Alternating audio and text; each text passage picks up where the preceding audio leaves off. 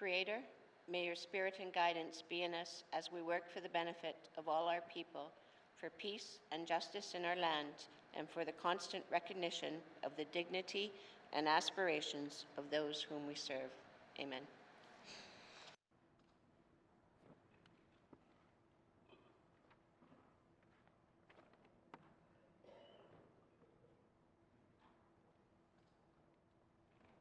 Morning, everyone. Minister's statements. Minister's statements. Minister responsible for lands. Thank you, Mr. Speaker. Mr. Speaker, the Public Land Act received assent on August 21st, 2019, at the end of the 18th Legislative Assembly. The new Public Land Act consolidated the existing Northwest Territories Land Act and the Commissioner's Land Act into one cohesive land management regime. To bring the Act into force, new regulations must be developed. The Department of Land has taken a phased approach to regulations development. Phase 1 is focusing on the essential regulations necessary to bring the Public Land Act into force in the first quarter of the fiscal year 2022-2023. These regulations will address public lands grants, distributions such as leases and licenses of occupants, quarry administration, security requirements and restoration, and general rights to the public, or general rights to use public land. With the Public Land Act in force, Phase 2 will then commence and focus on evolving the regulatory model to address policy approaches and needs. As the Minister responsible, I am committed to having these regulations in place as soon as possible. With that said, the process and the timeline must allow for meaningful involvement of members of the Legislative Assembly, Indigenous and community governments, leaseholders, stakeholders, and the public. Mr. Speaker, the first round of engagements, which has begun on December 10th, 2020, introduces the project and invites comments and ideas for developing these regulations. On January 22nd, the online engagement platform has seen over 1,200 visits and over 105 people engaged with the content. Lease fees are a key topic of discussion on the engagement platform. Lease fees are calculated differently under the two existing acts. The new regulations will create consistency around public land validation and pricing, which is a key objective of the new regulations. The Department of Lands will also be reviewing the type of leases that can be issued for the object of providing greater clarity for residents and commercial land uses, including those in agriculture sector. Mr. Speaker, Northwest Territories residents have the opportunity to shape legislation that supports our decision on how land and resources in the Northwest Territories are administered and used, both on the current residents and our future generations.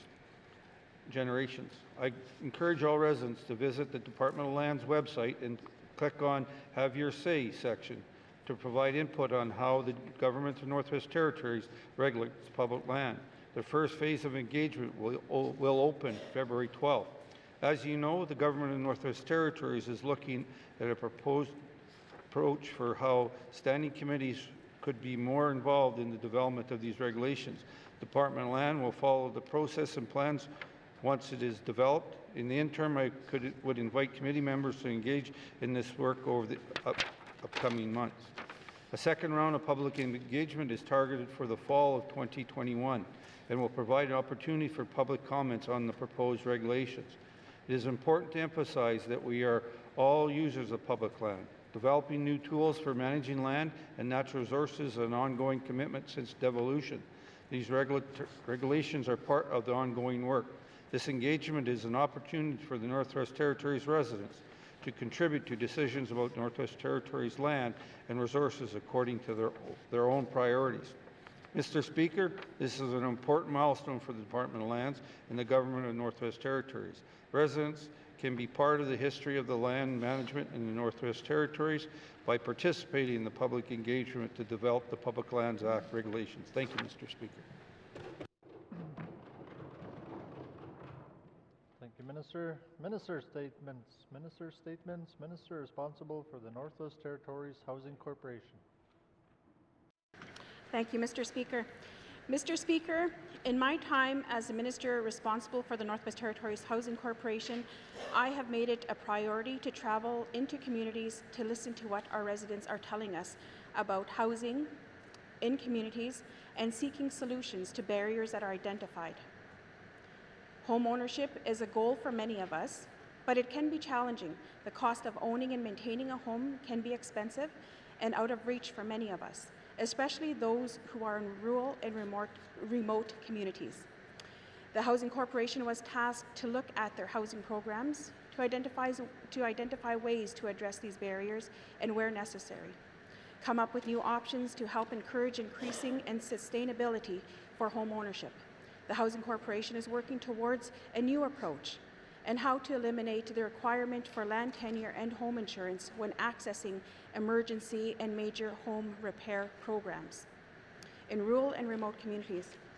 Mr. Speaker, as much as we always want our homeowners to have tenure and insurance so they have a level of protection for their homes, it is not always available or affordable. For our smaller rural and remote communities, these are two major challenges faced by homeowners in accessing funding for much-needed major repairs. Supplies and services are often limited to local housing organizations or LHOs, and public housing is typically the only source of housing. Home ownership can be challenging to achieve without government support. We have a lot of skilled homeowners with the know-how and the desire to do their own home repairs. However, many communities lack a ready and available source for materials and items needed for those repairs. The Housing Corporation will provide access to LHO materials and services in communities where they do not exist. Mr. Speaker, helping our residents get into home ownership offers considerable benefit. To achieve this, the Housing Corporation will increase their focus on the sale of detached public housing inventory to expand home ownership to those who live in these homes long-term. The program will be available to all families that are residing in detached public housing units and can afford the cost of operating and maintaining their own home. In doing so, we will also build replacement public housing that not only reduces wait lists, but also creates opportunities to address critical areas such as affordable housing for single and two-person households. While this is a great step forward, these actions would not be completed if we did not support these households in their transition. Moving from renters to home ownership brings more responsibility to people in need to prepare for that. To ensure these tenants, they will be provided with the tools to become successful homeowners, such as additional counseling, as well as maintaining and repair courses. The courses on developing financial skills. Mr. Speaker, in 2020, the Housing Corporation is planning to build at least 3 new homes and implement a new pilot program targeted to income earner families to transition to home ownership for public housing. The Housing Corporation will also begin the Lease to Own program beginning in early 2021. Mr. Speaker, supporting home ownership is essential for addressing housing needs in the Northwest Territories. Home ownership obviously is not for everyone, but we can do this in a way that supports the need of our people, and the benefit will be meaningful. Must see, Mr. Speaker. Thank you, Minister. Minister statements, member statements, member for Thabacha. Thank you, Mr. Speaker. Mr. Speaker, as a government, we've been working on addressing universal childcare for the people of the NWT, which is good and a much-needed service. However, I would like to suggest that we begin to address the care for seniors in a similar, across-the-board manner, at least in terms of housing and cost. Mr. Speaker, right now there's a policy within the NWT Housing Corp called Core Need Income Threshold. According to the NWT Housing Action Plan 2019-2022, Core Need Income Threshold is an income limit for each community that represents the amount of income a household must have to be able to afford the cost of owning and operating a home without government assistance.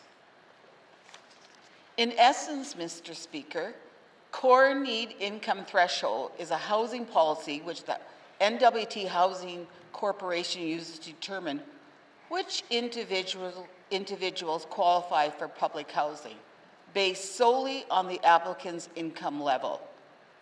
To be fair, the NWT Housing Corporation also considers adequacy and suitability to determine an applicant's core housing need. However, the core need income threshold has been a repetitive issue to a number of my senior constituents applying for public housing. For example, there's an elderly couple in Fort Smith who are in their 80s, who have been married for 63 years and have lived and worked in the NWT for their entire adult lives. They've been trying for years to move out of their home into a more suitable home that will account for and address their mobility, safety, and social needs as seniors. This couple has been trying to move into NWT Housing Corporation senior public housing in Fort Smith, but have been denied eligibility to this facility because of their combined monthly income exceeds the core need income threshold. Mr. Speaker, the core income threshold is preventing this couple from even being considered a spot on the waiting list for the senior public housing. Mr. Speaker, I seek unanimous consent to conclude my statement. Thank you, Member for Tlabatcha. The member seeking unanimous consent to conclude her statement. Are there any nays? There are no nays. You may conclude your statement. This is not an acceptable or just policy. The NWT Housing Corporation must start accounting for clients' age and mobility when determining their eligibility for public housing. It cannot be about income. On paper, this couple does have the ability, financially speaking, to own their own house outside of public housing. However, this does not accurately represent their whole situation. At this stage in their lives, they simply do not have the physical ability to own and maintain a multi-level home any longer. Therefore, Mr. Speaker, I suggest the NWT Housing Corporation implement a universal flat rental rate to all seniors applying for public housing, regardless of income, race, gender, or otherwise. They also need to consider the mobility level of each client when determining the client's core housing need. There can be no discrimination against seniors, period. I will ask questions for the Minister of Housing later today. Thank you, Mr. Speaker. Thank you, Member. Thank you, Member for Tlabatcha. Member statements. Member statements. Member for Decho.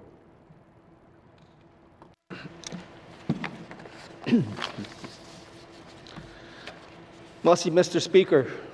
Mr. Speaker, there's ongoing concerns with the environment due to the recent uncontrollable rising water levels. Uncontrollable could include natural variables such as increasing snow accumulations and melt. This could include the man-made dams south of us. Many of the residents believe the high water levels could be attributed to the man-made dams turning on their taps for whatever reasons beyond our control. Therein lies the problem. We just do not know when the southern governments will decide to release vast amounts of water at one time, and there are several dams. Mr. Speaker, this is overly concerning for the residents of the Northwest Territories, as we are impacted by the flow of the water into our tributaries. The ENR department states they are actively monitoring the water levels through monitoring stations in key areas leading to the tributaries. Mr. Speaker, the residents are especially concerned with the Alberta tar sands tailings ponds during this period of uncontrollable high water levels. Mr. Speaker, the GNWT may have transboundary water agreements with the southern provinces, transboundary this and transboundary that. These agreements are meaningless when there are no active communications with each other. The southern provinces didn't provide any advance warnings should they let out waters from the dams. Heaven forbid, do we even receive any type of communications regarding the tar sands tailing ponds leaking into the water systems from the Alberta government? Mr. Speaker, I will have questions for the ENR Minister at the appropriate time. Masi. Thank you, Member for Ditcho. Member statements. Member for Tunade-Welde. Mr. Speaker. This morning when I woke up, got in my vehicle, I had my speech all prepared for a business speech, but we have a business team next week, and today I thought I'd go off the script and speak from the heart and have a message for the people. And I thought about mental health, and I looked at the weather. It's going to be very cold this weekend, and it made me think about the Dene laws. And one of the Dene laws state that we should always help each other. And this weekend out there, if anybody in public is out there, you see somebody that might be hurting or might be distressed, reach out to them. One of our staff told me before, words matter, and they do. And reach out, help each other. And with mental health, this is going to be one of my messages here today. And pre-COVID, we had to deal with seasonal affective disorder. We had to deal with things like residential school trauma, and all that is kind of heightened now. With pandemic fatigue now. That's something else we have to deal with. Before we just get up, book a flight, jump on our vehicle, and go and just escape for the weekend. And now all we have is staycations. And now we always have each other. We have to reach out. All these mental health maladies will be more coming to the surface now because of pandemic fatigue. And I urge everybody to reach out and help out each other above all else, and just keep that simple message out there, and keep it simple and not make it too complicated. And and just to conclude, I think I look back to our elders who keep busy. Even when it got dark, they kept busy. They kept their hands busy. They sewed. They told stories. And I looked up. I was doing my research before I got here. I was thinking about this, and it made me smile. I thought about the classic example of Grandma Moses. I don't know if anybody knows American history a little bit. I like to read, and I'm a trivia buff. But she was 78 years old when she started painting. She had the creative juices in her all her life, and she let it out later on in life. And my message, I guess, is to all our listeners, is to, keep busy, never stop learning, never stop hustling, don't stop. If you're hurting, reach out. And I'll have some questions for the Minister of Health and Social Services once he's shown. Thank you, Member for Tunade-Welde. Member statements. Member for Framling. Merci, Monsieur le Président. Home insurance is proving to be a growing barrier to home ownership in the NWT. And we heard the Minister of Housing actually say that literally minutes ago in this House. I've had constituents contact me about their inability to obtain home insurance. This past holiday season, we had our own home insurance cancelled by Aviva Canada after 5 claim-free years, simply because we put in a wood pellet boiler system 5 years ago. And the cancellation happened outside of the regular renewal period. Luckily, our broker was able to find only one other insurer willing to take us on at 40% increase in premiums. As bad as it may be in Yellowknife, I can't imagine how difficult it must be for homeowners in small communities to obtain insurance. I also met with Yellowknife Catholic Schools last week, who raised the same issue of the difficulties in finding an insurer for its schools and rapidly escalating premiums that have increased almost 600% over 2 years. I've raised this issue before about accessibility and affordability of home and now nonprofit sector asset insurance in the Northwest Territories. Previously, I've mentioned the Saskatchewan Government Insurance, a Crown corporation established in 1944 that offers products in 5 Canadian provinces. It also operates as SGI Canada in Saskatchewan British Columbia, Alberta, Manitoba, and Ontario. It's operated in Manitoba since 1993, in Ontario from 2001, in Alberta since 2006, and in BC beginning in 2015. It offers home, farm, business, and even auto insurance. I've asked this government to approach SGI about possible expansion of their services to the Northwest Territories to ensure our residents, nonprofits, and businesses have access to insurance, as there is a failure of the private market to cover our jurisdiction. I'll have questions later today to see if Cabinet is serious about ensuring our residents have access to affordable insurance. Merci, Mr. Speaker.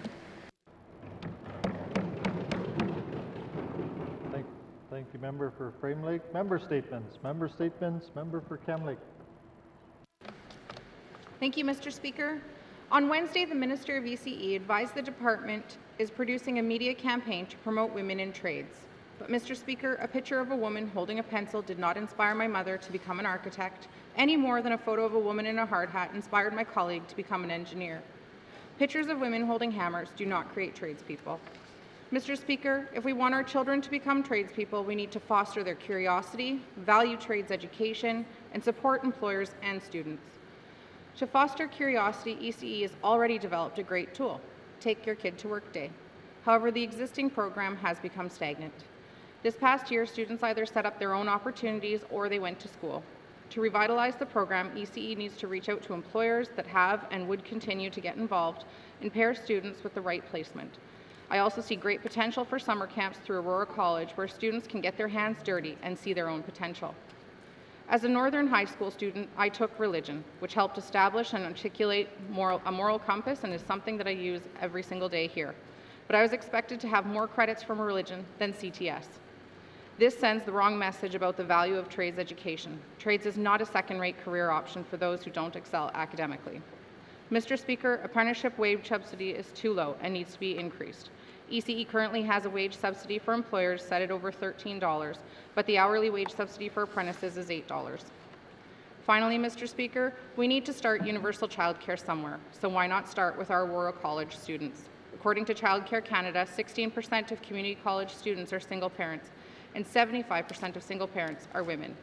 Numerous studies have shown that a lack of affordable and accessible childcare is keeping women with young children out of the workforce. According to Finance Minister Bill Morneau's Economic Advisory Council, if women's participation in the workforce was increased to that of men, it would generate an extra $13 billion to Canada's GDP. Thank you, Mr. Speaker, and I look forward to discussing these ideas with the Minister later today. Thank you, member for Cam Lake. Member statements. Member statements. Member for Nunavut. Mr. Speaker, I'd like to bring politics priorities forward today. The housing for housing. The shortage of housing for local population. People are living in overcrowded conditions, which makes COVID-19 a higher risk for the community. Also, conditions in units people are living in are poor. People's homes are poorly insulated and cold. It drives up the cost of heating fuel and dangerous when the cold weather hits. We need an emergency housing in Politic. The Hamlet Local Authority, the Housing Authority, we're waiting to hear back on what's going on with our emergency shelter, which was promised to us last year. Also for health, the lack of eye and dental clinics due to COVID pandemic could last a long time. The GNWT needs to come forward with a plan to bring dental and eye services into the communities, Mr. Speaker. When we get professionals coming into the community, they don't stay long enough, especially doctors. They come in on a Wednesday and leave Friday, so it's not long enough. They should be staying in the community for a week to see all patients, which would save our government a lot of money from flying them out. Due to high demand of very difficult to book appointments, doctors should stay the full week, like I said. For MACA, the municipal funding gap affects communities of Politic. In all my writing, the lack of forced growth for operational and maintenance funding.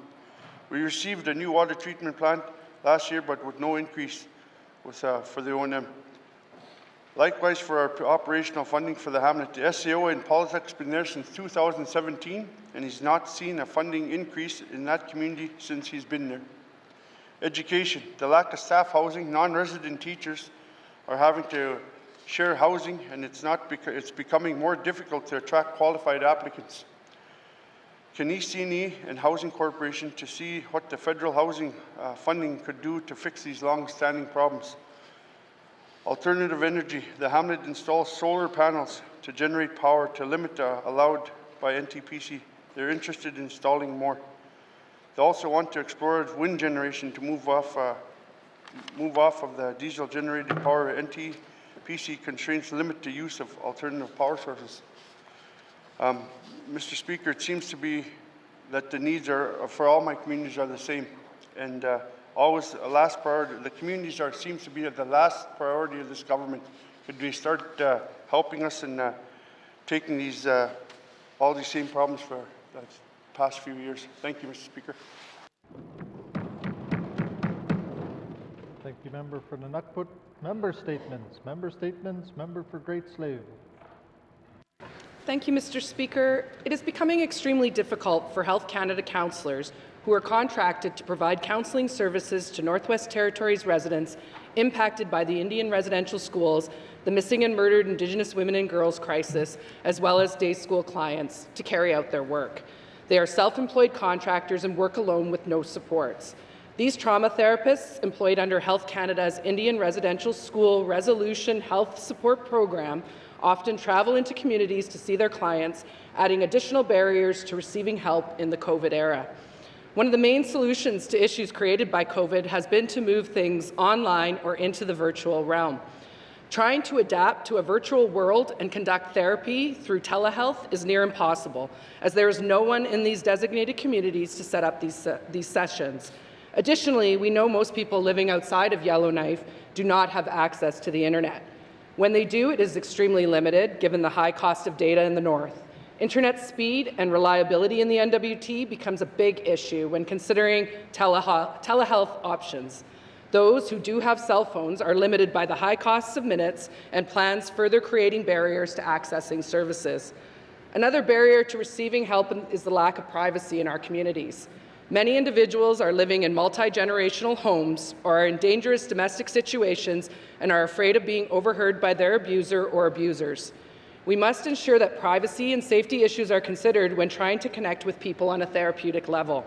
We also need to work harder to gain trust in order to account for the trauma colonization on Indigenous people has caused. Often people in need will not contact health centres for fear they will be scrutinized for accessing services for mental health issues. Most prefer face-to-face interaction and are unlikely to leave a voicemail on a general mailbox asking for help. Providing counselling services through telehealth also creates issues with documentation. We need to advocate and send people for trauma and drug and alcohol residential treatment, all of which requires documentation. Most individuals do not have means to send faxes and/or scan documents to initiate the application process. As trauma counsellors are deemed an essential service under the COVID emergency orders, they are asking that the Minister of Health please consider, for the safety and benefit of people and their communities, to prioritize COVID vaccinations for those therapists and all essential workers who work across the territories. These people work intimately with our northern population in an effort to provide essential services and protect northern residents, while providing essential mental health support throughout this pandemic that is escalating the demand for their services. Thank you.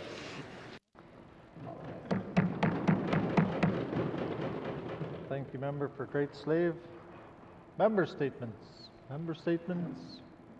Member for Hay River North. Thank you, Mr. Speaker. Mr. Speaker, today I would like to recognize and congratulate Max and Julia Trennert, who are celebrating their 60th wedding anniversary today.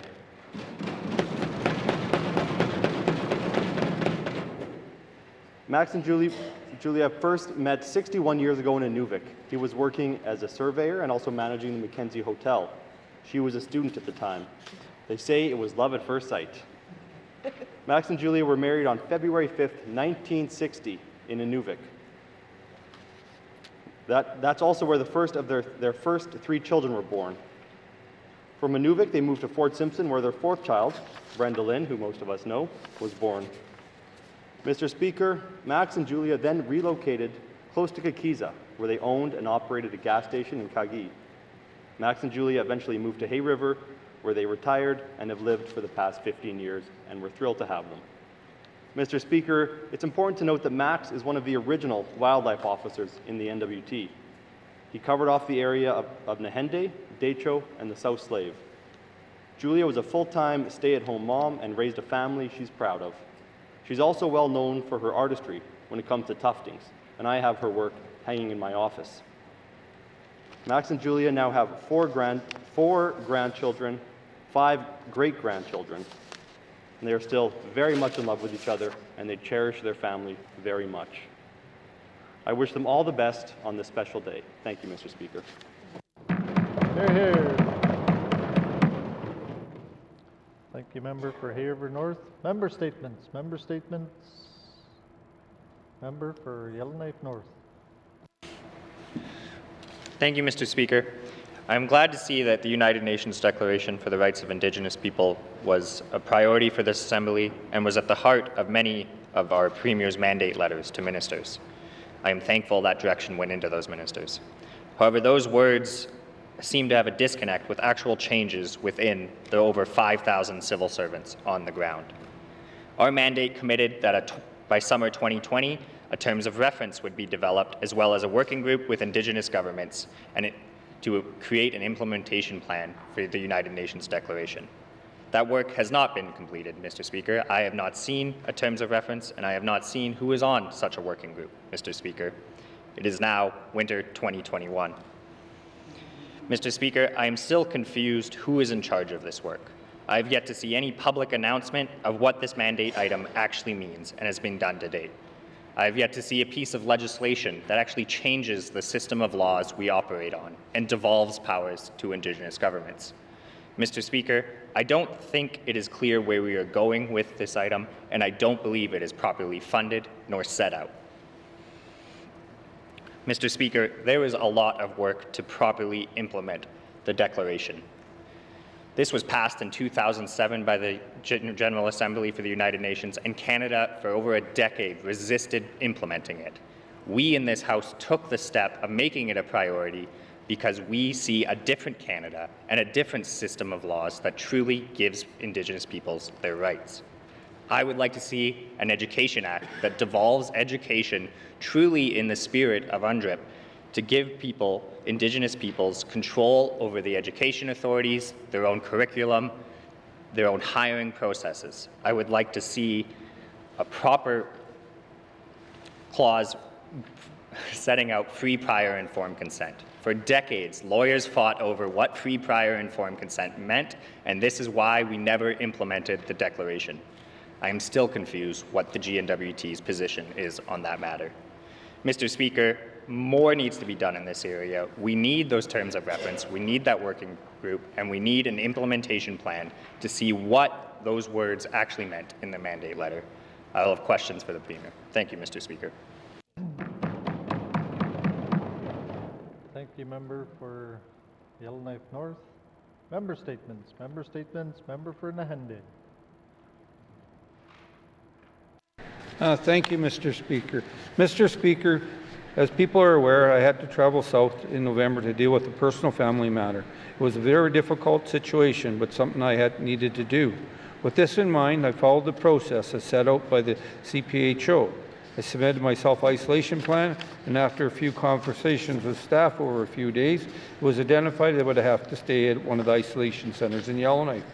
As we got off the plane, we were ushered into the airport, lined up, and had the opportunity to meet with the COVID staff at the airport. They were very professional, answering questions people had. Once this was done, you were directed to pick up your luggage, then if you were going to an isolation center, to the transportation. The driver was very helpful at the time, following the CPH orders.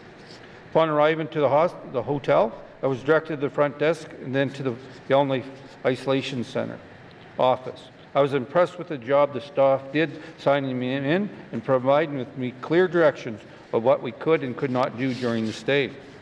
During my stay at the center, I witnessed the same message repeated to every person who signed in. I was very impressed with the way the staff were able to provide this information consistently in such a positive way. I'd like to also share some of the things I witnessed. The manager of the Self-Isolation Centre has reached out to the Department of Health and Social Services dietitian to review the hotel's menu and improve it for the people. If people had dietary needs or requests, they just needed to reach out to the office and bring it forth. These requests were forwarded to the hospital, the kitchen staff, and it was implemented throughout their stay. Some of the other things I got to see was the helpfulness of these staff. One individual was looking for a carry-on bag, and the staff person brought an Under Armour bag and gave it to this individual. It was brand new, Mr. Speaker. And when that person asked what the cost was, it was said nothing. I watched and witnessed people ask for medication and supplies to be delivered to them during their stay at the isolation center, and it was met with very much positive nature, and they just did it without any regard to their time. They would do it during off hours and that, just to help the residents. Mr. Speaker, we sometimes hear the bad things, but I would like to again thank the staff, the frontline staff for the COVID Secretariat and the CPHO's offices that did this great job. Thank you, Mr. Speaker. Here. Member statements. Member statements.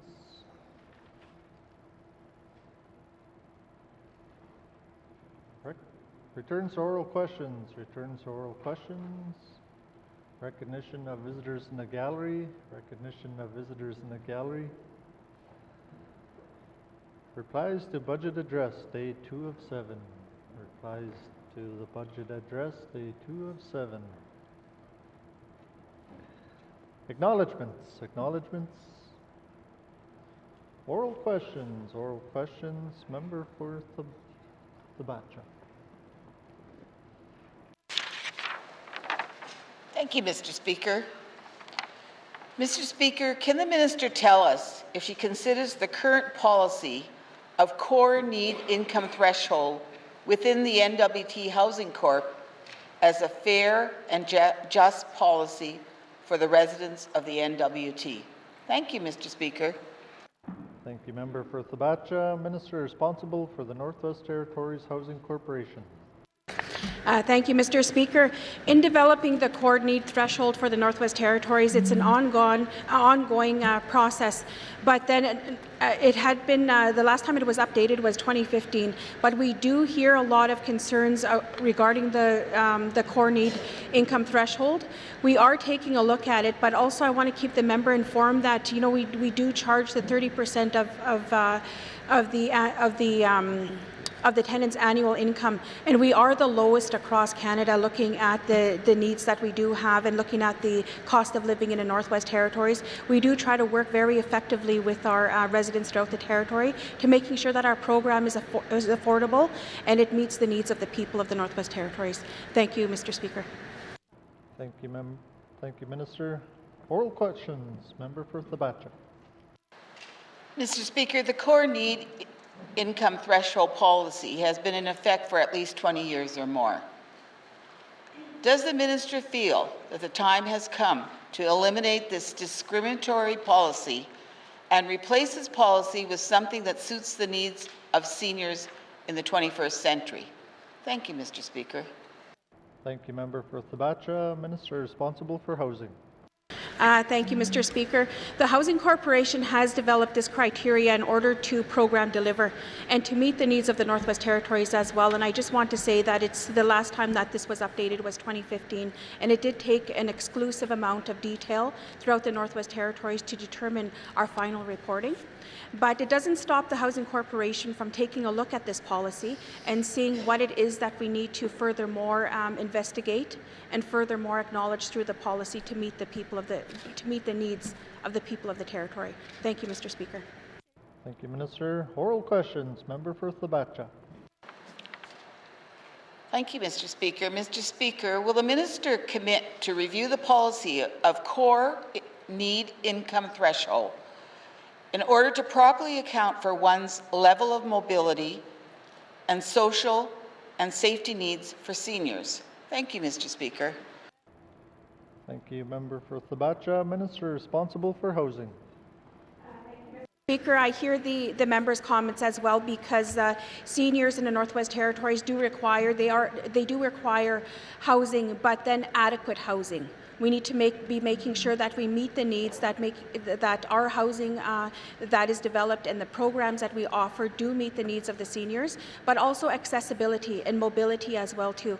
So yes, I am open to looking at that the core income need threshold and taking a look at it and reviewing it, because of the needs for seniors have changed significantly over the past 20 years. So I will follow up with the member. Thank you, thank you, Mr. Speaker. Thank you. Thank you, Minister. Final supplementary, member for Thabacha. Mr. Speaker, will the minister consider a universal flat market rental rate to all seniors who apply for public housing, regardless of their income? Thank you, Mr. Speaker. Thank you, member for Thabacha. Minister responsible for housing. Thank you, Mr. Speaker. I hear where the member is coming from, and I thank her for her advocacy for the seniors throughout the Northwest Territories. But we do need to consider that we do have families, we do have single parents, we do have people that are fighting addiction, we do have a low-income program that is adequately available to the people that are low-income earners. I'd have to find a balance for that, and looking at how we're going to work with the seniors and how are we going to work with the struggling parents and the struggling families as well, so that our programs are received adequately. Right now, I would like to take a look at the core need income threshold and look at the comparisons and the needs that are required within the next, within the last report that was completed in 2015. Thank you, Mr. Speaker. Thank you, Minister. Oral questions, member for Nunukput. Thank you, Mr. Speaker. Today, Mr. Speaker, I have questions for the Housing Minister. Crisis in housing for Polituk. What's the status of the emergency shelter plan for Polituk? Thank you, Mr. Speaker. Thank you, member for Nunukput. Minister responsible for Northwest Territories Housing Corporation. Thank you, Mr. Speaker. Looking at the emergency shelter for Polituk, I'd have to revisit that initiative, and I'd have to get a further update on if that was concluded for the community or what was the reason that we did not construct that facility. I'd have to also follow up with my colleague for the Department of Health as well too, if we are providing such a service. Thank you, Mr. Chair.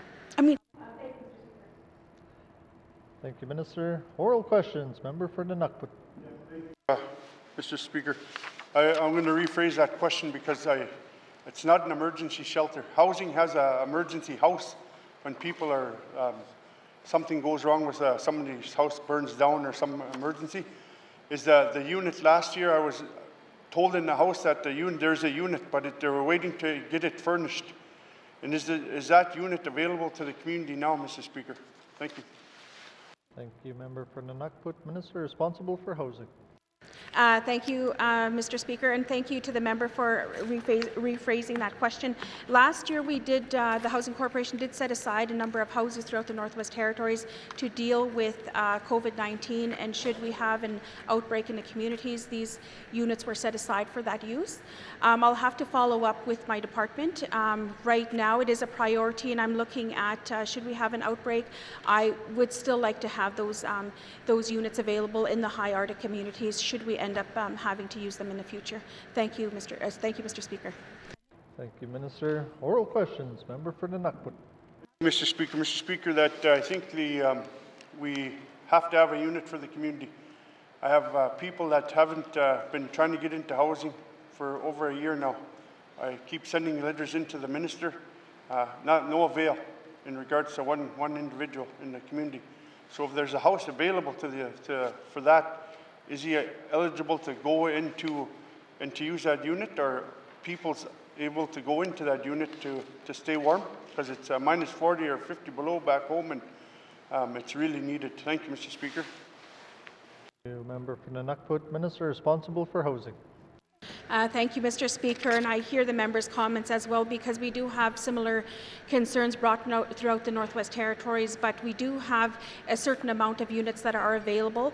I'm not going to comment on the individual, but I do want to really express the importance of the pandemic that we are currently in, and looking at these units and setting them aside. I will have to follow up with the member and furthermore provide more information as to what is available at the ground level in the specific community, and also looking at the wait list as well, because we do have families that are in need of housing. We do have overcrowding, and I would have to follow up with the member. Thank you, Mr. Speaker. Thank you, Minister. Final supplementary, member for Nunavut. Thank you, Mr. Speaker. Will the minister commit to working with EC&E and the Housing Corporation because we're at lack of housing in the community? Like I said before, the teachers the one was evicted. She came home, she got a letter, she was evicted, and then next thing you know, we had to rush and try to find her a place in the community. The Hamlet did that for her. But we need more houses for teachers, for professionals to draw them in, because if you don't have housing, you're not going to get to draw the quality of people in. Because they're worrying about stuff like that, and that's one of the last things they should be worrying about. Thank you, Mr. Speaker. Thank you, member for Nunavut. Minister responsible for housing. Thank you, Mr. Speaker. I just want to, I will be working with my colleague for Department of Education as well, and looking at the significant need that we need throughout the Northwest Territories for teachers. But I just want to reiterate and clarify that we did not evict the teacher out of the unit. We did work with that individual, and we did provide options for the individual as well. Thank you, Mr. Speaker. Thank you, Minister. Oral questions. Oral questions. Member for Decho. Merci, Mr. Speaker. Mr. Speaker, following up to my member's statement regarding the high water levels and its potential impact on the tar sands tailing ponds upstream from us, can the minister enlighten the residents of the Northwest Territories as to the type of agreement the GNWT has with the Alberta government in water monitoring, and especially the monitoring of the tar sands tailings ponds? Merci. Thank you, member for Decho. Minister responsible for environment and natural resources. Thank you, Mr. Speaker. The GNWT has a transponder agreement with the government of Alberta to ensure ecological integrity of our shared waters is maintained. The Alberta and NWT and BC NWT bilateral water agreements are the most comprehensive agreements of their kind. The agreements require the government of Alberta to consult with the GNWT on any projects that could impact waters that enter the Northwest Territories, provide notification of changes to the monitoring sites, conduct ongoing monitoring and review of monitoring data, prepare annual reporting on commitments of the agreement, and include mechanisms for dispute resolution. Thank you, Mr. Speaker. Thank you, Minister. Oral questions. Member for Decho. Merci, Mr. Speaker. I thank the Minister for that. I note the department information is not readily forthcoming regarding issues of concern with the tar sands tailings ponds. Can the Minister explain why that would be, considering this all-important matter? Merci. Member for Decho, Minister responsible for ENR. Thank you, and thank the member. The GNWT is confident, and when I say GNWT, the Department of ENR and myself are confident that Alberta and NWT bilateral water management agreement remains the best tool to address transboundary concerns related to water management and to protect the interests of the Northwest Territories. Water quality results are available on the ENR sites and are updated on a timely manner. The results of the monitoring are released in annual reports, which are required under our agreements, and the last annual report was tabled in Legislative Assembly this past fall. Thank you, Mr. Speaker. Thank you, Minister. Oral questions. Member for Decho. Merci, Mr. Speaker. I thank the Minister for that, but we can't find that detailed information. Maybe my next question may dig something out. I have concern with the disclosure of any relevant information regarding any leakage from the tar sands tailings ponds. The biggest concern with the leakage is the high level of contaminants in the tailings ponds. There have been news that these contaminants may be attributed to a host of health problems. Most, if not all, the news in this regard has been brushed off as a figment of people's imaginations. I think we've heard lots of news in the past around the Fort Chip area. Does the department have any concerns with the contaminants in the tailings ponds and the possible health effects on human health? Merci. Thank you, Member for Detroit. Minister responsible for ENR. Thank you, Mr. Speaker. Both the Government of Alberta and the federal government monitor water quality in the oil sands regions, both upstream and downstream of the oil sands.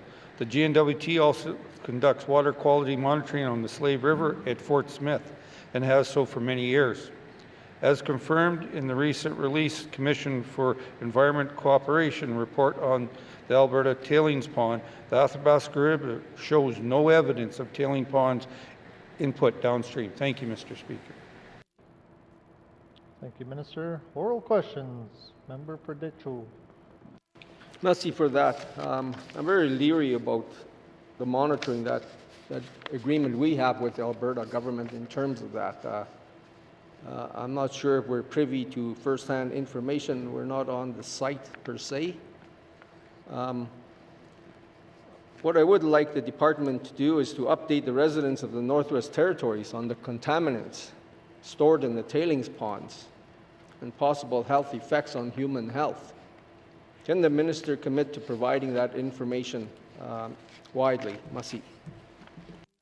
Thank you, Member for Detroit. Minister responsible for ENR. Thank you, Mr. Speaker. Mr. Speaker, the Department of Environment and Natural Resources assesses water quality and quantity, including the health of aquatic ecosystems. Unfortunately, the department does not assess the risk to human risk. Thank you, Mr. Speaker. Thank you, Minister. Oral questions. Oral questions. Member for Frame Lake. Merci, Monsieur le Président. My question is for the Minister of Finance, who's responsible for the regulation of the insurance industry in the Northwest Territories. Section 270 of the Insurance Act requires that the Superintendent of Insurance prepare an annual report for the Minister.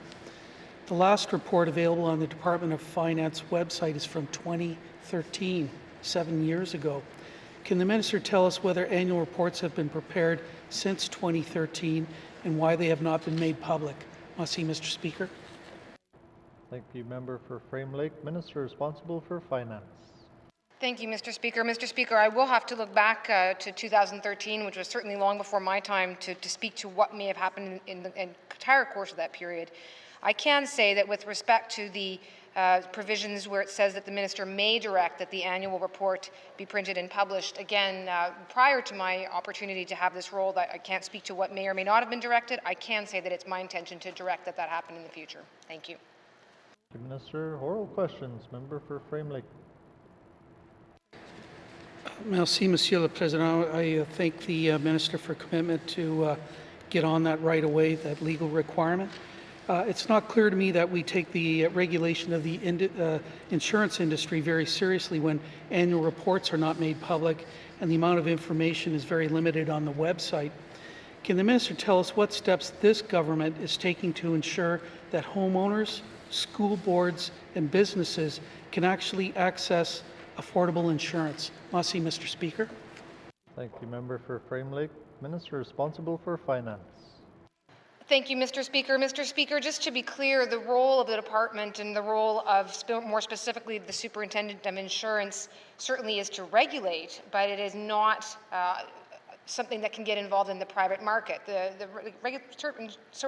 insurance superintendent doesn't change the market prices, doesn't influence the market, they regulate the market. So I would say it's not necessarily fair to suggest that we're not taking that seriously. I would also be cautious that the problems and challenges being faced by homeowners and school boards and businesses may well be different. So I certainly agree, and the department is aware that we want to be conscious of those challenges, but we want to make sure that we're looking at the nature of the problem in each of those circumstances to truly understand what is at issue and not to try to put ourselves into a situation that is not ours to solve or one that we can solve. I would note further, and one last comment, Mr. Speaker, it is possible to issue a complaint to the Office of the Superintendent of Insurance, which is something that certainly policy owners can consider doing if they're unable to resolve their matter with their insurance themselves. Thank you, Mr. Speaker.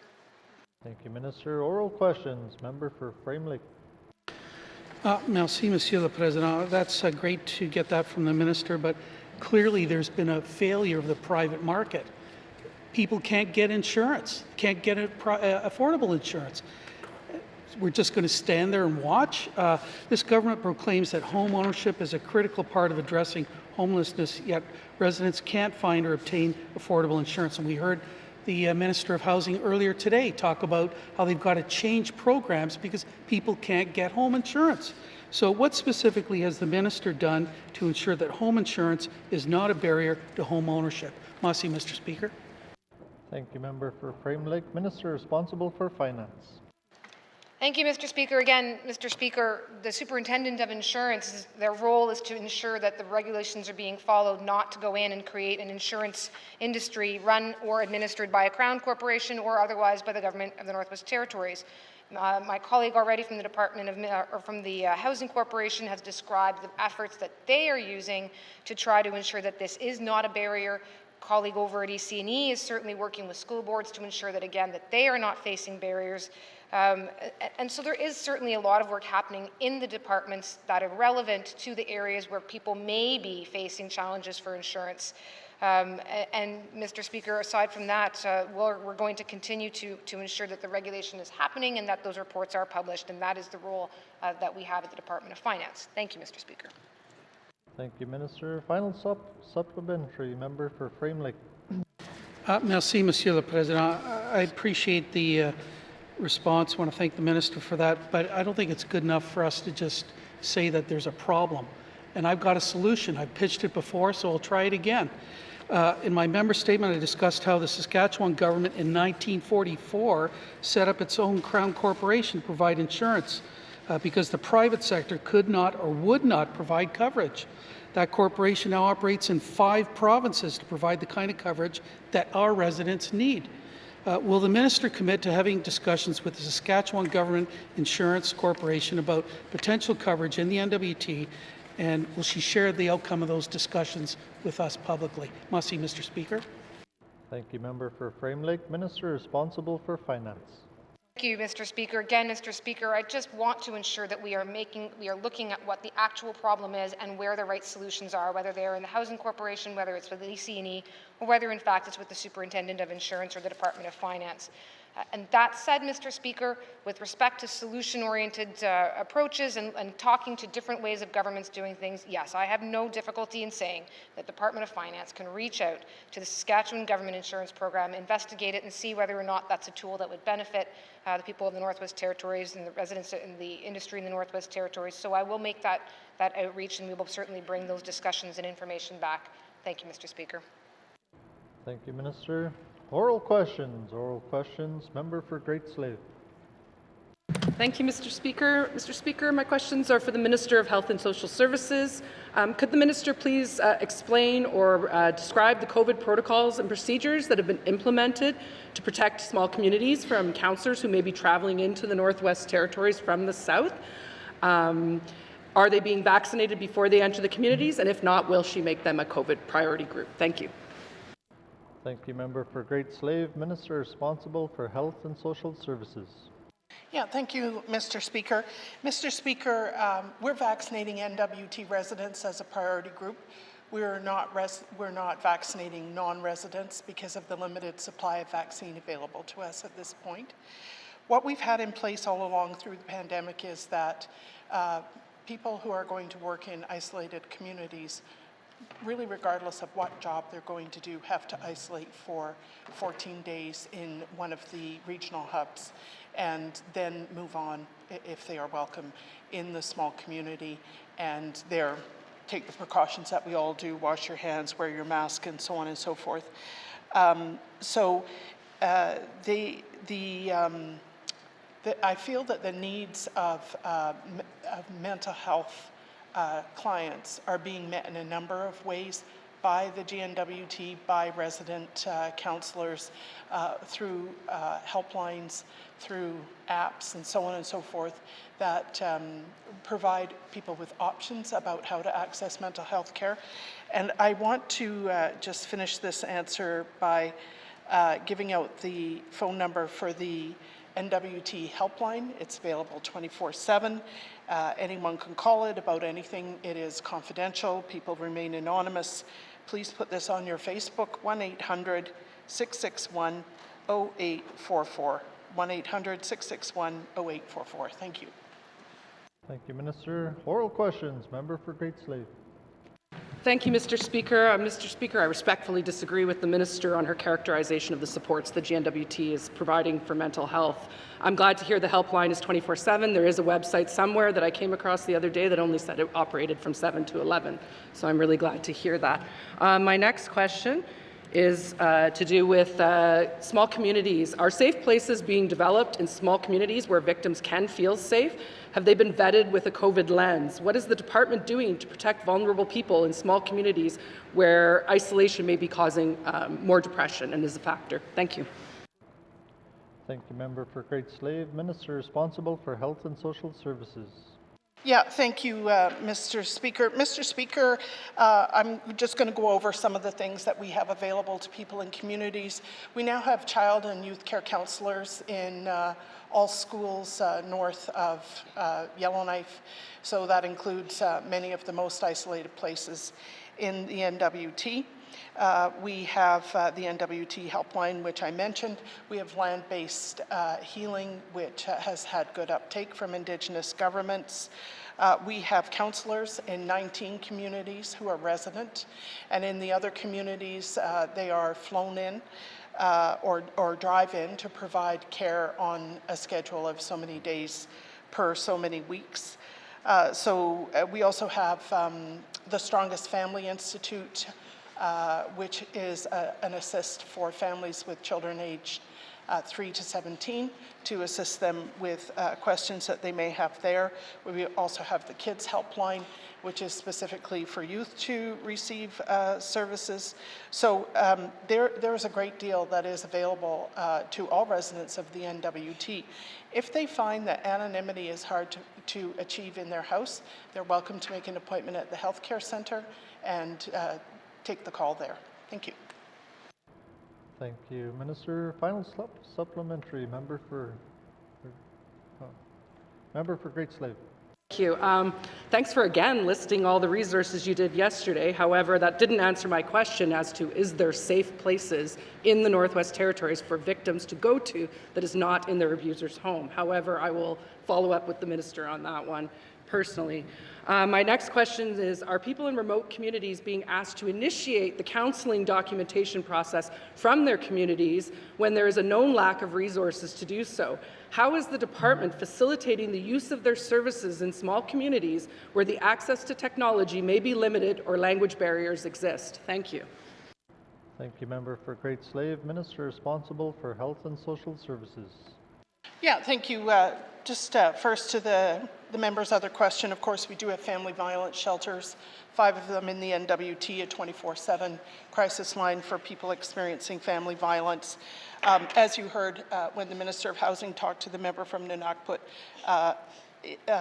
freestanding extra places to go and take calls are in vanishingly short supply in small communities. If people are wanting to send documentation to councillors or other entities, they can go to the Government Services offices that exist in most communities, and they can send faxes or have scans made there in order to provide the necessary information for counselling services. Thank you. Thank you, Minister. Final supplementary. Member for Great Slave. Thank you, Mr. Speaker. Mr. Speaker, I'm not sure that the Minister actually listened to my statement today, so more of a comment is that people, as stated, do not want to go to people in their communities and talk to them about their mental health supports. So if we're not facilitating the Health Canada counsellors to come through and help them, which is more anonymous, then I don't really understand how we can stop these people from falling through the cracks. Again, I'll just make more of a comment. I completely disagree with the Minister's characterization of her supports. Thank you. Thank you, member for Great Slave. Let's give the minister opportunity to respond if she'd like. Mr. Speaker, the Department of Health and Social Services takes mental health issues extremely seriously. We spend $17.5 million a year on mental health supports. We are looking at a range of offerings which should not be readily dismissed. They are tailored to different kinds of issues and different kinds of communication styles. And we have very dedicated counselors working in 19 communities. We have barrier-free access. You can go in on a drop-in basis. You can go the same day for counseling. And so we are pretty confident that people are not falling through the cracks because Health Canada is not in the scene. We are the healthcare provider in the NWT, and we take that job seriously. Thank you. Minister, oral questions. Oral questions. Member for Kamloops. Thank you very much, Mr. Speaker. Mr. Speaker, on Wednesday I was really excited to hear the Minister of Education, Culture and Employment make reference to the Take a Child to Work Day. And the Minister said that the department is currently working on revamping the program. I'm wondering if the Minister can please speak to how they're revamping the program and if those changes will be available for November of this year. Thank you. Thank you, member for Kamloops. Minister responsible for Education, Culture and Employment. Thank you, Mr. Speaker. Take a Child to Work program. It's a great program. It's been offered for many years, very successful. Unfortunately, in this last year, due to COVID, it went online, and so it was not at all the same experience. It will be back in full force in the fall, and I can look into any potential changes and get back to the member. Thank you. Thank you, Minister. Oral questions. Member for Kamloops. Thank you very much, Mr. Speaker. I welcome the opportunity to discuss Take a Kid to Work Day opportunities with the Minister. I know there's lots of businesses that would love to get involved and have play a greater role in the day. My next question for the Minister, Mr. Speaker, is given that this government has a mandate priority of advancing universal childcare, I'm wondering if, since we need to start somewhere, if the Minister would be willing to provide universal childcare for full-time Aurora College students. Thank you. Thank you, member for Kamloops. Minister responsible for EC&E. Thank you, Mr. Speaker. Member sort of jumping around with her questions topic to topic, but that's okay. I get where she's coming from. It all ties together in the end. Right now, the government has a mandate to advance universal childcare, and that's what we're working on. We're going to be making some advances in determining just how we're going to do that, and we're going to be making those advances in the coming months. But as for right now, standing up here and saying that universal childcare at Aurora College, I can't say that. I would love to be able to say it, but we're not there yet. And the fact is, there's not enough spaces in places like Fort Smith for all the students who would need childcare. As well, there's community learning centers throughout the territory and other campuses. So we're not at that point yet. We need to build up the number of spaces. We need more trained childcare workers before we can go full on in universal childcare. But I wholeheartedly agree that that would be awesome. Thank you, Mr. Speaker. Thank you, Minister. Oral questions. Member for Kamloops. Thank you very much, Mr. Speaker. I'm happy to provide some context of connection between my questions for the Minister. I'm looking for different ways that we can think outside the box in order to get more people involved in trades. And I do feel that providing Aurora College students with universal childcare would be a great way for us to encourage more people to go back to school, because I know that childcare for young children is a barrier for people. It was identified as a barrier for me to be sitting here, and that's why we have now a kitty that we can access for subsidies for childcare, for people to become more involved in politics that have young kids. So I'm thankful for that, and I want other people to have the same opportunities. Within the same breath, I understand that there are needs for infrastructure for childcare, but I also believe that there are other ways that that can be attained, and that can be attained as well through subsidies for existing childcare spaces. And so I'm wondering if the Minister has an idea of what the cost would be associated with providing subsidies or universal childcare for Aurora College students. Thank you. Thank you, member for Kamloops. Minister responsible for EC&E. Thank you, Mr. Speaker. And no, I don't have those numbers now because part of those numbers would involve capital infrastructure costs, because it's hard to call something universal childcare if it's only a subsidy for the lucky few who can access it. So we need more infrastructure. We need more trained individuals before we can say that we're providing universal childcare. So I don't have those numbers. That being said, the federal government has expressed an interest in some sort of a national universal childcare program.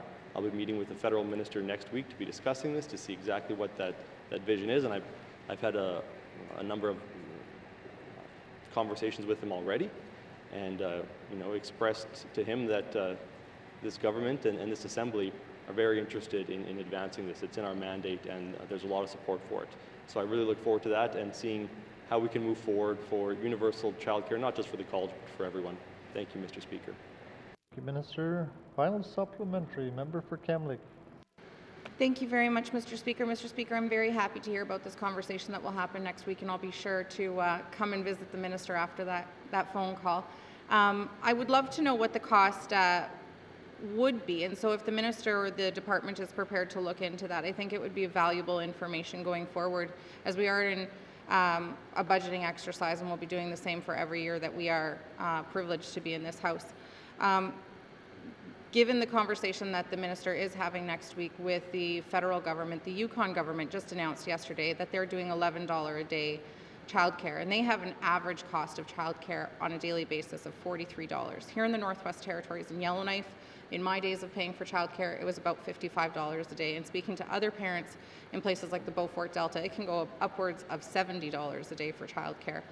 And so $11 a day would be pretty amazing to have in the Northwest Territories. And so I'm wondering, can we be more like the Yukon? Thank you.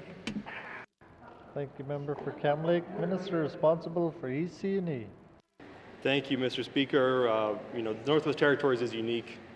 The Yukon is unique. I don't know if we're going to be more like the Yukon, but I think we do share the goal of eventually providing some sort of universal childcare. The Yukon just announced this yesterday. We reached out to them immediately this morning. We don't really have any details on what exactly their plan is, how much it's going to cost, anything like that. But we're going to have those conversations. I've already asked to, once we get that information, I want to give the minister in the Yukon a call and see how things are rolling out, what led them to this, any concerns like that. And I also want to point out that the Yukon does not have a junior kindergarten program, so any of the 4-year-olds that aren't in care there have the opportunity here for at least some sort of childcare during the day, some sort of enriched environment.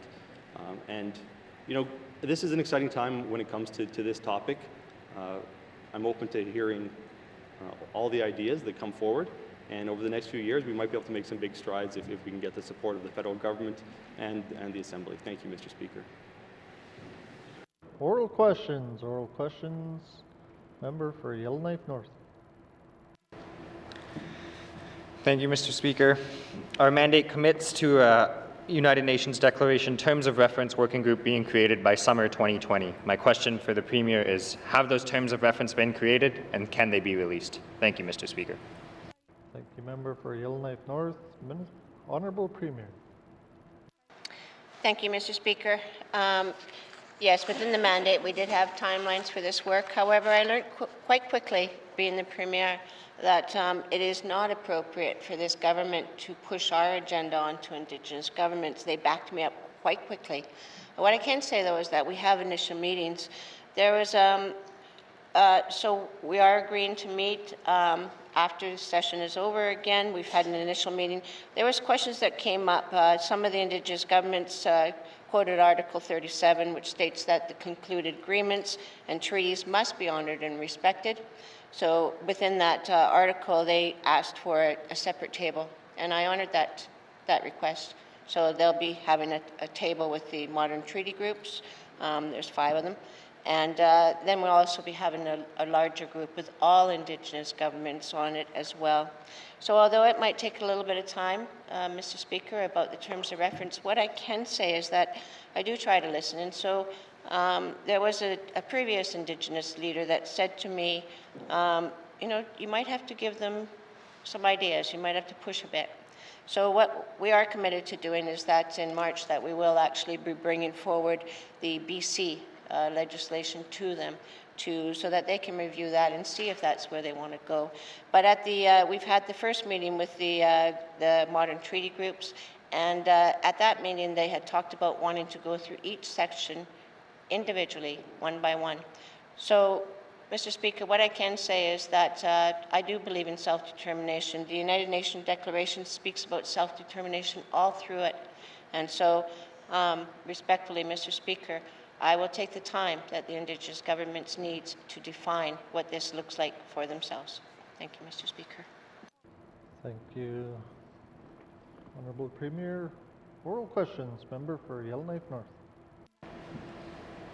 Thank you, Mr. Speaker. I look forward to seeing the progress of that work, and I think bringing forward what the other jurisdictions has done to the working group is a good first step.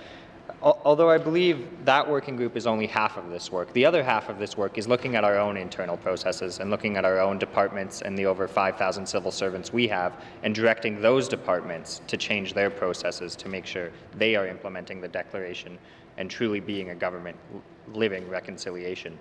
Each department was directed in their mandate letter to develop declaration priorities. Can I have an update on whether that work has been done and how that fits into the overall implementation plan? Thank you, Mr. Speaker. Thank you, Member for Yellowknife North. Madam Premier.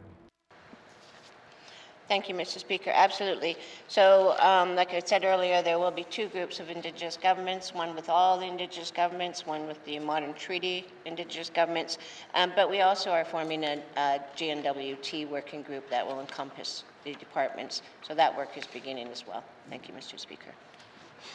Madam Premier, oral questions. Member for Yellowknife North. Thank you, Mr. Speaker. I am concerned of the timing of all of this. If we are waiting for the working group and the terms of reference in each department, here we sit in another session without a meaningful piece of legislation to actually implement this, without any significant legislation which has devolved powers or changed the system of laws. I believe we are behind on our legislative agenda.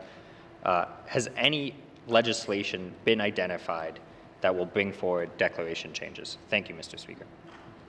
Thank you, Member for Yellowknife North. Madam Premier. Thank you, Mr. Speaker. The purpose of the Legislative Assembly is to develop legislation. However, the purpose of the Legislative Assembly is also to oversee programs and services throughout the government, so it's bigger than just legislation. I know that the Honourable Member would love to have the legislation proposal now and get it done in this government. I would love to have this done.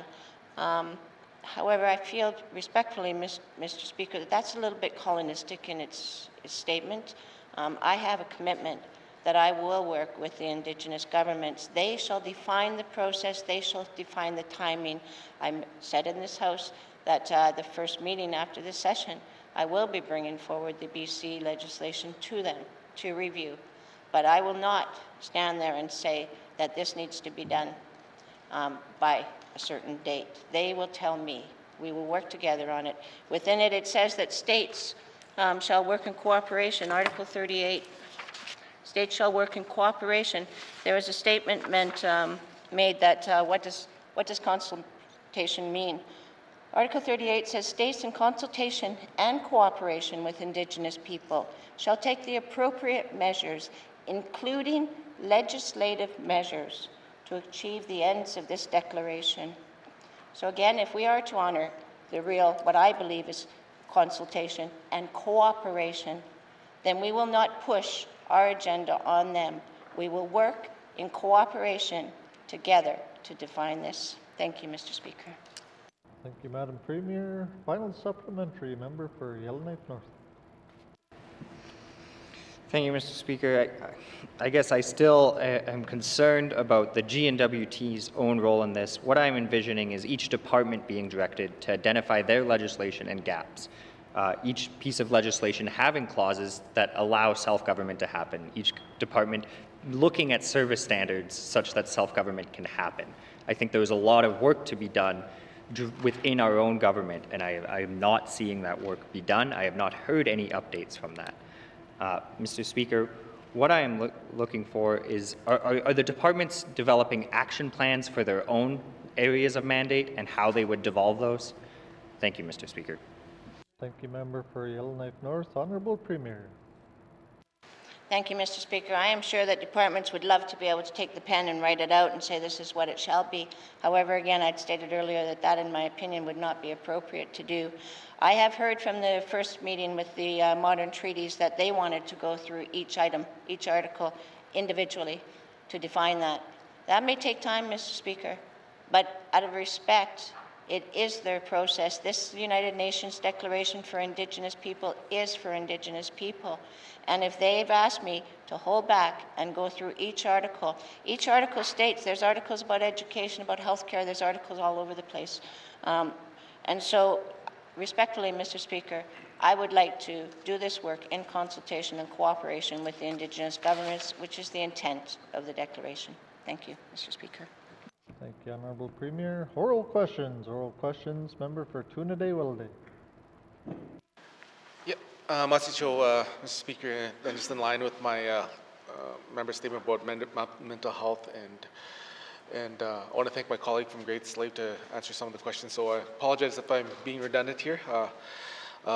So back in my member statement, I mentioned a little bit about mental health and susceptibilities and whatnot. And I guess within my next few questions, I want to keep for my colleagues, I want to think about those people that are suffering like from mental health maladies in small communities. And I know that places like Yellowknife here in Yellowknife and our larger centers, there's a lot of resources. But if you're in a place like Colville Lake or Ulu or Lutsuke, Trout Lake, you can't just get up and talk to somebody. So I guess what my first question is to the Minister of Health is, where can one go after hours to help those who are in mental health distress? Member for Toonaday Wilde, Minister responsible for Health and Social Services. Thank you, Mr. Speaker. Mr. Speaker, if people are in distress, they should go to the health center. The health center is there for mental and physical health, so they should contact the nurse on call and tell them that they are having a mental health crisis. Thank you. Thank you, Minister. Oral questions. Member for Toonaday Wilde. Good. Thank you, Masicho, for the response. And in my member statement too, I always try to keep things, I want to keep it really simple out there for those that are listening as well. So Masicho for that. And I know there's still times, where they're referred, people are often referred to a mental health specialist, i.e. counselor or psychologist. And I just wanted to see what some of the average wait times are once that ball gets rolling. Masicho. Thank you, Member for Toonaday Wilde, Minister responsible for Health and Social Services. Yeah, thank you, Mr. Speaker. Mr. Speaker, we have instituted, as of a year ago, a new way of offering community counseling, which involves no wait time. So instead of scheduling series of appointments for individuals, there are blocks of time that are unscheduled where people can make a same-day appointment or they can make a drop-in appointment.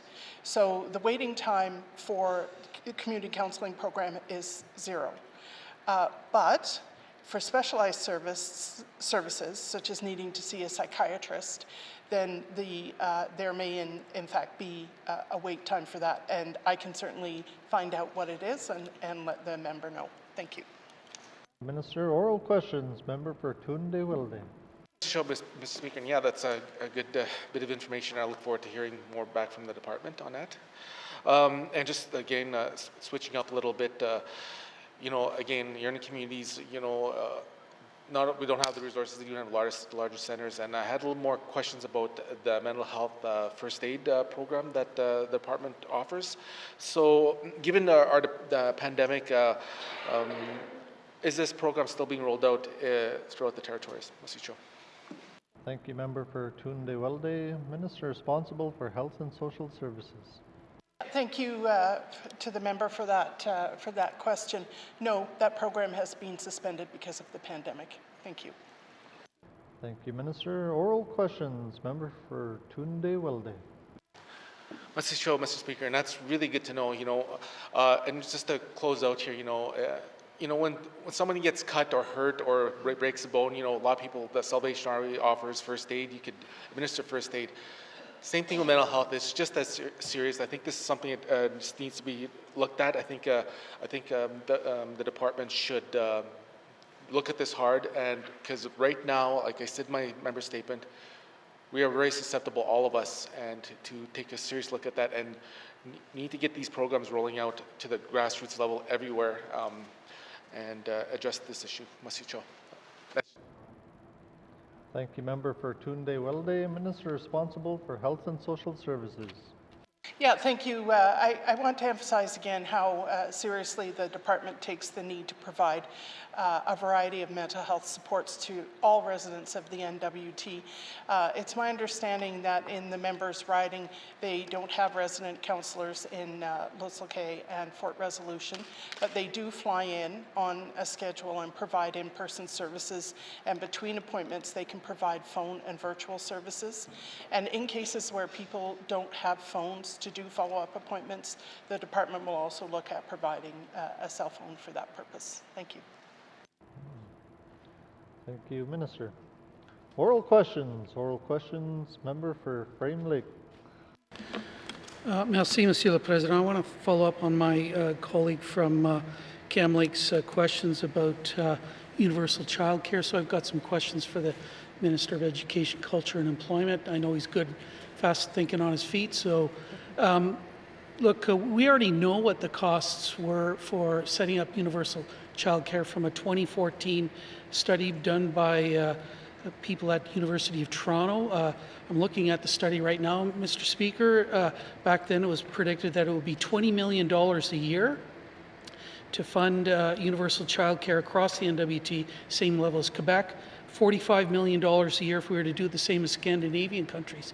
So as a first step, would the minister be prepared to have this report updated so that we have an idea as to the true cost of implementing universal childcare in the Northwest Territories? Merci, Mr. Speaker.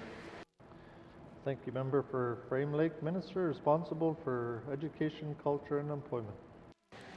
Thank you, Mr. Speaker. We are developing a strategy to advance towards universal childcare, and one of the things we have to do is figure out what we want to do and how much that would cost. So there's different options right now for what universal childcare would cost. Do we stick with what we have now? Does the government play a larger role in terms of providing care, perhaps where there is no care? There's a lot of things, and so while the paper was, a good start, it doesn't cover all the different models. So, the numbers that the member is looking for, we're working on all of those, and we'll have those sometime. I can find a little timeline and be more precise with this, but just the member can be assured we're doing this work. Thank you.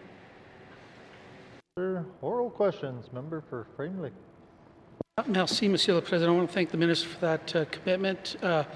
Look, the work was already done in 2014. You can probably go back and ask them to refresh it.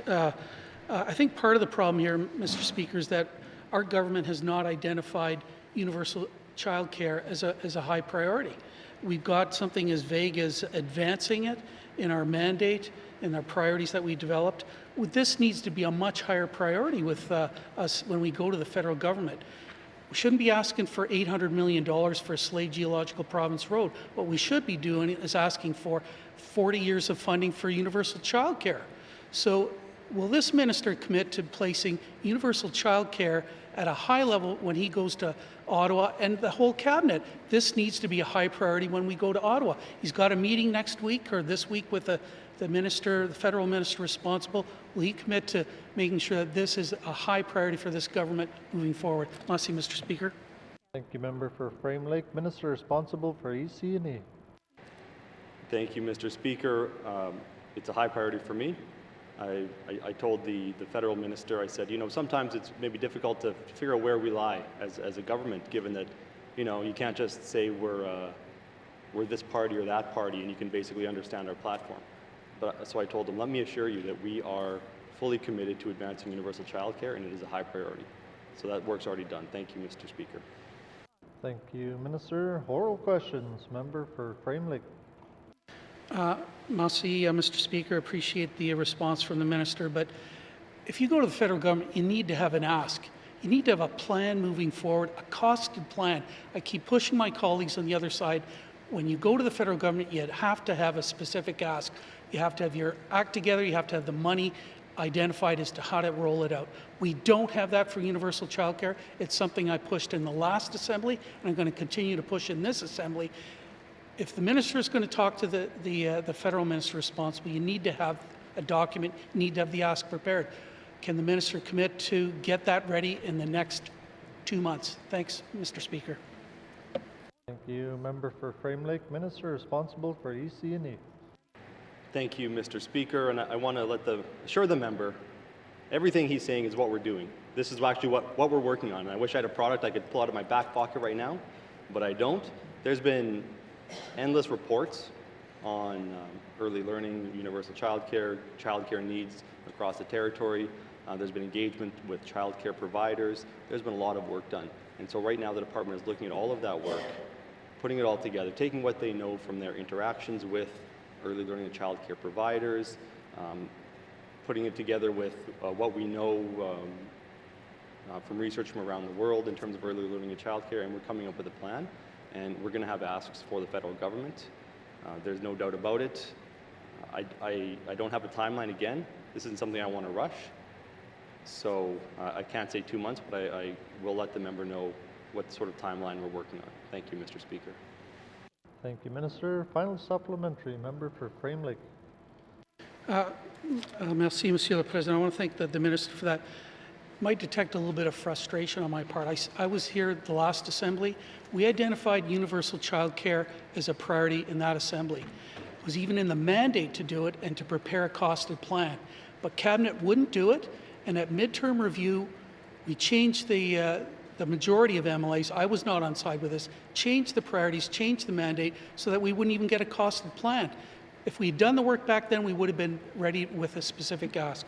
So I know that the Minister's talking to the federal government about this. This is great. I hope he's talking to the other parties as well. We're going to be heading into a federal election probably within the next 6 months. And we need to have that ask ready, and you need to work with the other parties. So is the Minister working with the other opposition parties to make sure that it's clear what our asks are with regard to universal childcare? Merci, Mr. Speaker. Thank you, member for Frame Lake. Minister responsible for education, culture, and employment. Thank you, Mr. Speaker. I'm not personally working with the opposition party, the critic for whatever that might be. However, our Premier is. Thank you, Mr. Speaker. Thank you, Minister. Oral questions. Oral questions. Member for Yellowknife North. Thank you, Mr. Speaker. In 2019, the NWT Association of Communities passed a resolution asking for permission to have alternative voting methods such as online voting or telephone voting. I note our own territorial election allows this to happen. So my question for the Minister responsible for MACA is that we are going to allow our communities the option of having online or telephone voting. Thank you, Mr. Speaker. Thank you, member for Yellowknife North. Minister responsible for municipal and community affairs. Thank you, Mr. Speaker, and thank you to the member for the question. This year that online voting and the elections were not identified as one of the working priorities with the Association of Communities. We will be working with the Fire Prevention Act, seniors, and property taxation. Online voting was not a discussion, and it was not a topic that we elaborate in any conversation. Thank you, Mr. Speaker. Thank you, Minister. Oral questions. Member for Yellowknife North. Thank you, Mr. Speaker. I think there's some confusion here in the small amount of work it is to allow the municipalities to have online voting. It is simply a permissive clause. It's probably 1 or 2 sections in the legislation, and then they have to develop their own bylaws to do that. I recognize the NWTCA identified the Property Assessment Taxation Act, the Fire Prevention Act, and the Seniors and People with Disabilities Act for changes, but those are significant overhauls they've been asking for years. What I'm asking for is MACA, which has failed to bring forward any legislation thus far, to draft a simple 1 or 2 clause piece of legislation that gives municipalities the options of having their elections online. Mr. Speaker, is the Local Authorities Elections Act going to be brought forward in the life of this Assembly at all, such that I could possibly propose this change? Thank you. Thank you, member for Yellowknife North. Minister responsible for MACA. Thank you, Mr. Speaker. During the lifetime of this Assembly, no, this would not be brought forward. It was not identified as a priority throughout the Northwest Territories and within our smaller communities. And also, that doesn't stop me from looking at the idea of the online voting. One of the things that I'm thinking that flags concern for me is the communication, and if the if the communities actually have the capacity to carry this through. And I have not received any further information to see what this would look like throughout the Northwest Territories. Thank you, Mr. Speaker. Thank you, Minister. Oral questions. Member for Yellowknife North. Thank you, Mr. Speaker. If the minister wants to look what it looks like, we just had an election. And in 2016, the Gwich'in had an online election. And then in 2019, they decided to add telephone voting because it was more accessible for their elders. There's already small communities with software in place using this for their elections. I would like to give those same communities the ability to run their community elections with online voting. The NWTAC passed a resolution asking for this. I don't know how much more they can identify a priority. They have an AGM, they pass resolutions when asked us to do things. Is the minister willing to reach out to the NWTAC and see if they would support the introduction of this change, considering they already asked for it? Thank you, Mr. Speaker. Thank you, Member for Yellowknife North. Minister responsible for MACA. Thank you, Mr. Speaker. Yes, the Department of Municipal and Community Affairs will engage with the conversation with NWTAC to explore the opportunity for online voting, and also I'll have my department reach out to the Gwich'in as well too to see how this online voting, how it was perceived in the communities, and how it was, if it was successful, and how many residents that they were actually able to reach out to. Thank you, Mr. Speaker. Thank you, Minister. Final supplementary. Member for Yellowknife North. Thank you, Mr. Speaker. MACA has a lot of legislative work to do it. This is a small one. I recognize it's not as big a priority as the Fire Prevention Act, but considering I don't see any MACA legislation coming forward in this assembly or I believe the next year, I think a small, simple bill would, be a win for this department, showing they can actually pass legislation. My question is the minister willing to direct her department to share some of the policy work that has been done in this area, perhaps a jurisdictional scan? I know Ontario lets their municipalities vote online. The Rules and Procedures Committee has done a thorough research on how online voting in our last election. Is the minister willing to ask her department to compile some of that research and share it with committee? Thank you, Mr. Speaker. Thank you. Member for Yellowknife North. Minister responsible for Municipal and Community Affairs. Thank you, Mr. Speaker. I will have my department follow up and see what that would look like having online voting within the Northwest Territories. But once again, to the member, that this is not a priority of this government for the department. Thank you, Mr. Chair. Thank you, Mr. Speaker. Thank you, Minister.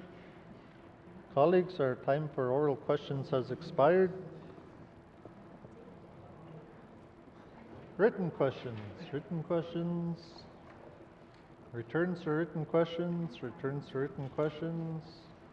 Replies to Commissioner's address. Petitions. Reports of committees on the review of bills. Reports of standing and special committees. Tabling of documents. Minister responsible for finance. Mr. Speaker, I wish to table the following two documents. Follow-up letter for oral question 468-19, bracket 2, Government of the Northwest Territories Affirmative Action Policy, and follow-up letter for oral question 472-19, bracket 2, Government of the Northwest Territories Affirmative Action Policy. Thank you, Mr. Speaker. Thank you, Minister. Tabling of documents. Minister responsible for Education, Culture and Employment. Mr. Speaker, I wish to table the following document, follow-up letter for oral question 457-19, brackets 2, interpreters. Thank you, Mr. Speaker. Thank you, Minister. Tabling of documents. Notices of motion. Motions. Member for Kamloops. Thank you, Mr. Speaker. Whereas subsection 15, brackets 1 of the Official Languages Act permits the appointment of a Languages Commissioner by the Commissioner of the Northwest Territories after the approval of the appointment by resolution of the Legislative Assembly, and whereas the Legislative Assembly considers the appointment of a Languages Commissioner essential for ensuring recognition of the rights, status, and privileges of each of the official languages, in compliance with the spirit and intent of the Official Languages Act, and whereas the current Languages Commissioner has retired, and whereas pursuant to subsection 17(3) of the Official Languages Act, the Speaker, on the recommendation of the Board of Management, appointed Ms. Brenda Gauthier of Fort Smith Acting Languages Commissioner on January 11th, 2021, and whereas the Legislative Assembly is of the opinion that the appointment of a Languages Commissioner should now be made, and therefore I move, seconded by the Honourable Member for Saw-2, that pursuant to Section 15 of the Official Languages Act of the Northwest Territories, that Ms. Brenda Gauthier of Fort Smith be appointed Languages Commissioner for a term of 4 years, and further that the appointment be effective February 5th, 2021. Thank you, Mr. Speaker. Thank you, Member for Cam Lake. Motion is in order. To the motion, question has been called. All those in favor? All those opposed? Any abstentions? The motion is carried. Thank you. Motions. Notice is a motion for the first reading of bills. Notice is a motion for the first reading of bills. First reading of bills. First reading of bills. Second reading of bills. Second reading of bills. Consideration in Committee of the Whole of Bills and Other Matters. Member Statement 77-19 brackets 2, Table Document 165-19 brackets 2, Table Document 166-19 brackets 2, Table Document 167-19 brackets 2, and Table Document 286-19 brackets 2 with Member for Inuvik Twin Lakes signature.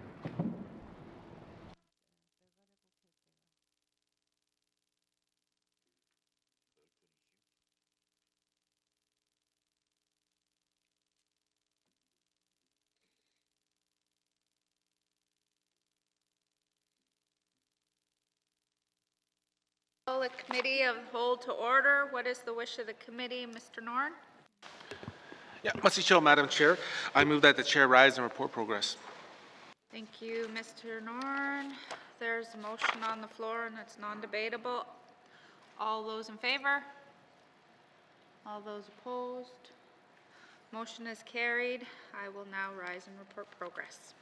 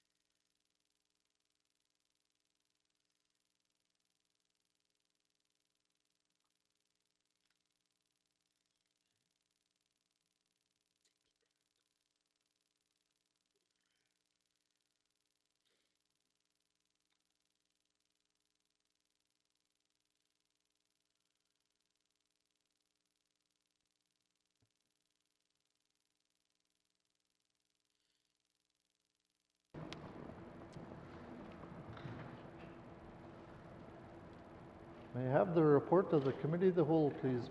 Member for Inuvik Twin Lakes. Mr. Speaker, your committee has been considering Minister's Statement 77-19-2, Table Documents 165, 166, 167, and 286-19-2, and I'd like to report progress. And Mr. Speaker, I move that the report of the Committee of the Whole be concurred with. Thank you, Mr. Speaker. Thank you, Member for Inuvik Twin Lakes. Do we have a seconder? Member for Great Slave. All those in favor? All those opposed? Motion's carried. Report of Committee of the Whole. Third reading of bills. Mr. Clerk, orders of the day. Orders of the day for Monday, February 6th, 2021, 1:30 p.m.